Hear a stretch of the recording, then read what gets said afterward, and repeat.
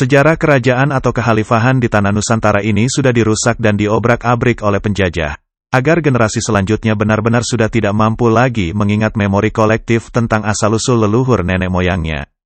Lucunya kita masih juga berkutat dengan time frame sejarah yang disajikan oleh mereka dan menyalah-nyalahkan bahkan menyesat-nyesatkan rangkaian informasi yang justru diambil dari petunjuk-petunjuk atau mozaik-mozaik yang telah diinstal di setiap lipatan-lipatan ruang dan waktu perjalanan bangsa Indonesia ini, yang mestinya harus dicoba untuk bisa memulai chapter baru dari sejarah bangsa Indonesia melalui kepingan-kepingan bukti dan fakta serta saksi-saksi bisu, yang saling menguatkan untuk mengalahkan narasi batil atau hoaks, yang telah mendarah daging pada sendi-sendi tatanan masyarakat kita. Mari coba kita ungkap cerita tentang Nabi Isa yang merupakan kisah yang sangat spektakuler itu. Bercerita tentang Nabi Isa tidak akan bisa dimulai, jika kita tidak memasuki gerbang cerita tentang kisah Siti Maryam. Dan, ingatlah, ketika malaikat, Jibril, berkata, "Hai Maryam, sesungguhnya Allah telah memilih kamu, mensucikan kamu dan melebihkan kamu atas segala wanita di dunia." Al-Quran Surat Al-Imran, Surat 3, Ayat 42. Jadi Siti Maryam adalah perempuan yang dipilih Allah, dijaga kesuciannya dan dilebihkan atas segala wanita di dunia, yang kita menyebutnya dengan istilah Dewi.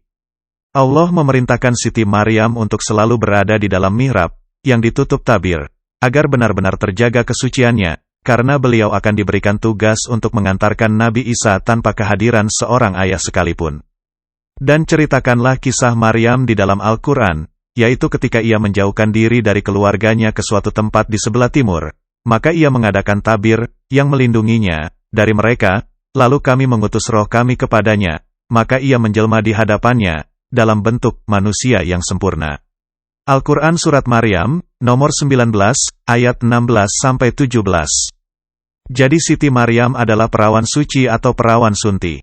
Nama Siti Maryam bisa disingkat menjadi Sima yang sejatinya adalah Ratu Sima dari Kerajaan Kalingga, sebuah kerajaan yang akhirnya dihapus dari buku sejarah Indonesia, karena menceritakan sebuah kerajaan yang sangat adil dan makmur, karena dipimpin oleh seorang Ratu Adil yang dipingit di dalam mihrab, yang orang Jawa menyebutnya dengan Ratu Adil, Satrio Piningit. Penamaan Kalingga berasal dari bahasa Jawa yaitu kalingan yang artinya dihalangi atau terhalang karena dipasang tabir atau hijab. Orang Cina menyebut kerajaan ini dengan nama Holing, sementara orang India menyebutnya dengan nama Keling. Keling artinya berwarna nila atau indigo. Jadi kerajaan Kalingga dipimpin orang-orang yang beraura indigo, yang memiliki kemampuan luar biasa, yang tidak dimiliki oleh orang biasa atau kita sebut dengan manusia X. Mereka inilah para anbiya yang terlahir di bumi Nusantara.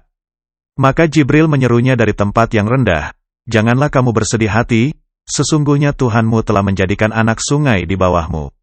Dan goyanglah pangkal pohon itu, niscaya menggugurkan buah yang masak kepadamu." Al-Quran Surat Maryam, nomor 19, ayat 24-25. Ayat tersebut menjelaskan bahwa pada saat Siti Maryam melahirkan bayi Isa, menyebabkan tanah, tempat Maryam melahirkan, mengeluarkan air, yang menjadi anak sungai yang mengalir hingga detik ini. Air yang keluar dari dalam tanah disebut Banyu Mudal. Di desa sinilah tempat kelahiran Nabi Isa, yaitu desa Bayu Mudal, Buayan, Jawa Tengah, di mana sekarang menjadi tempat hulunya air, yang menjadikan banyak anak-anak sungai seperti Sungai Serayu, Sungai Bogowonto, dan lain-lain. Bogowonto itu maksudnya adalah Bagawan Wanito, yaitu orang suci wanita, yaitu Siti Maryam. Jadi cerita tersebut di atas menyebabkan Siti Maryam disebut sebagai Dewi Kali. Dewi Kali dikenali oleh kaum Hindu sebagai ibu pelindung alam semesta, pelindung dari malapetaka dan penghancur kejahatan. Dewi Kali juga merupakan lambang kematian. Dewi Kali adalah dewi penghancur pohon nafsu keinginan yang menyebabkan kejahatan yang menghancurkan keseimbangan alam. Pohon nafsu keinginan dalam bahasa Jawa disebut ringin atau beringin. Itu sebabnya hingga kini simbol pohon beringin dipakai oleh bangsa Indonesia pada Departemen Kehakiman. Jadi lahirnya hukum di bumi itu asal mulanya dari tanah Nusantara dan sang penegak hukum bumi dikenal sebagai Dewi Hukum atau Ius Justitia. Karena Allah pemilik hukum dan mengatur aturan sesuai kehendaknya. Oleh sebab itu Allah memberikan hukum dan aturan hukuman pada hambanya yang terpilih Sang Ratu Adil atau Satrio Piningit. Sehingga memang Pulau Jawa ini menjadi tempat para dewa-dewi atau yang kita kenal dengan para Hyang-an, Dewata, atau Batara, yang kita masih dapat mendengarnya penamaan tersebut hingga kini. Dengan demikian, Dewi Keadilan itu adalah Dewi Hukum atau Sang Ratu Adil, atau dikenal juga sebagai Dewi Kali. Kita pasti pernah mendengar nama Sunan Kalijaga, bukan? Beliau adalah salah satu dari 9 wali Allah, yang tertidur di gua yang kita kenal dengan cerita Ashabul Kahfi. Ini nama gelar sebagai sang penegak dan penjaga hukum Allah. Jadi julukan Kali pada nama Sunan Kalijaga, sebenarnya menunjukkan bahwa beliau adalah sang pewaris hukum dari Ratu Sima, dari kerajaan Kalingga. Kata jaga artinya adalah menjaga hukum Allah. Jangan heran bahwa nanti sosok Ratu Adil atau Imam Mahdi itu akan muncul lagi di bumi Nusantara ini sebagai jawaban dari seluruh kekacauan dan kerusakan yang ada saat ini. Imam adalah pemimpin, Mahdi adalah yang memiliki buayan atau rahim di dalam perutnya, Wiis adalah perempuan, makanya disebut Sang Ratu Adil. Ali Imran yang menjadi salah satu nama surat dalam Al-Quran adalah ayah dari Siti Maryam. Sesungguhnya bahasa yang digunakan dalam Al-Quran atau kitab suci adalah bahasa sandi, yang menyembunyikan atau menutupi makna yang sejati. Alias memakai bahasa samar-samar, agar hanya ada sedikit orang yang tahu. Mengapa begitu? Karena banyak orang bahkan bangsa yang mengaku sebagai keturunan atau bangsa Nabi. Termasuk juga Nabi Isa, di mana bangsa penjajah yang berkuasa, juga melakukan klaim bahwa nabi-nabi adalah leluhur bangsa mereka, termasuk Nabi Isa alaihi salam. Akibatnya ajaran suci para nabi harus dipalsukan agar bisa melegitimasi bahwa penyerupaan ala bangsa barat penjajah itu menjadi valid dan benar. Jadi kita harus benar-benar menggali siapa sebenarnya Nabi Isa yang dikabarkan Al-Quran sebagai keluarga Ali Imran. Jika Bani Israel berada di Nusantara, maka tidak hanya Nabi Musa, Nabi Daud dan Nabi Sulaiman itu lahir dan berada di Nusantara, maka Siti Maryam dan Nabi Isa pun lahir dan berada di Nusantara. Ali Imran diterjemahkan sebagai keluarga Imran, yaitu keluarga dari Bunda Maryam dan Nabi Isa. Ingatlah, ketika istri Imran berkata, "Ya Tuhanku, sesungguhnya aku menazarkan kepada Engkau anak yang dalam kandunganku menjadi hamba yang soleh dan berkhidmat. Karena itu terimalah nazar itu daripadaku. Sesungguhnya Engkaulah yang maha mendengar lagi maha mengetahui." Al-Quran Surat Ali Imran, nomor 3, ayat 35. Yang menjelaskan tentang ibunya Siti Maryam memberi nama hamba yang mengabdi, yang jika diterjemahkan, maka julukannya adalah Dahyang. Jadi keluarga Imran adalah para hyang, atau dikenal dengan para hyangan atau priangan. Jadi mengapa Maryam berada di mihrab? Karena Maryam adalah seorang dayang yang memiliki alat tenun, makanya disebut dayang sumbi. Jadi itulah sebabnya Maryam berhijab karena beliau menenun sendiri kain tenunnya. Jadi dari rangkaian ini, kita dapat mengetahui bahwa Ali Imran dimasukkan dalam Al-Quran karena beliau adalah keturunan para hyang atau keluarga kerajaan yang kerajaannya berada di tempat tinggi atau gunung. Itu sebab Injil itu artinya Inggil atau agung, tertinggi.